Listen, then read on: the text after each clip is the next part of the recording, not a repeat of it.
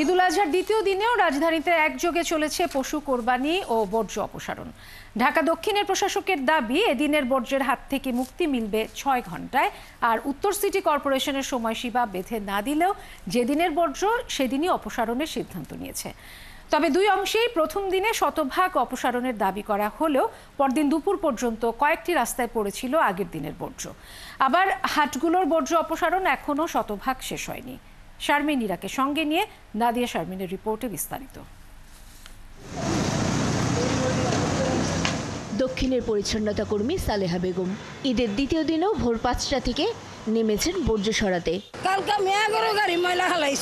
তার মতো ১০,০০০-এর বেশি কর্মী দক্ষিণ সিটির ৭৫টি ওয়ার্ডে বর্জ্য অপসারণে মাঠে আছেন। ওরা সন্ধ্যা বন্ধ খালি আপ-ডাউন ছিল।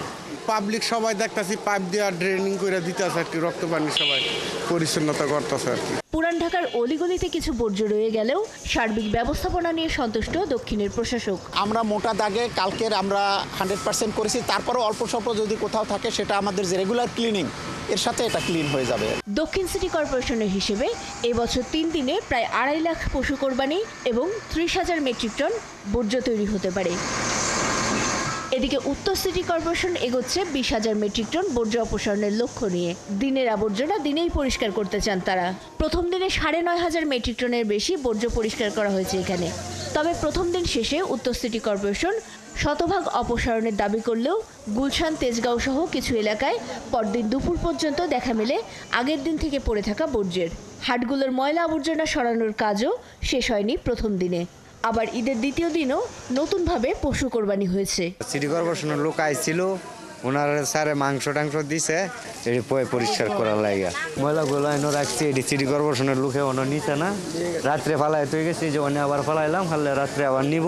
সব বস্তায় বইরা ডাস্টবিনে না ফালাই দেয়, যে এই সাইডে গুলা মানে রাখতেছে আর সিটি কর্পোরেশনের লোহা নেওয়ার লাগে। পরিচ্ছন্নতা কর্মীরা অবশ্য বলছেন জনগণ অনেক সচেতন হয়েছেন। বর্জ্যগুলো রয়েছে তারা নির্দিষ্ট জায়গায় পলিতে প্যাকিং করে রেখে দিচ্ছে, তো সেখান থেকে আমরা এখান থেকে নিয়ে আমাদের গন্তব্যস্থানে নিয়ে যাচ্ছিলাম। রাস্তায় যেমন তেমন করে আগে নাকি প্যাকেট করে রাখছিল, রক্ত টক্ত সম্পূর্ণ মনে করেন যে ধুয়ে দিয়ে আবার ব্লিচিং পাউডার মারা হয়েছে।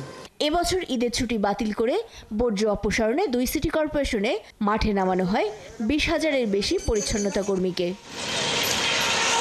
নাদিয়া শারমিন, ৭১, ঢাকা।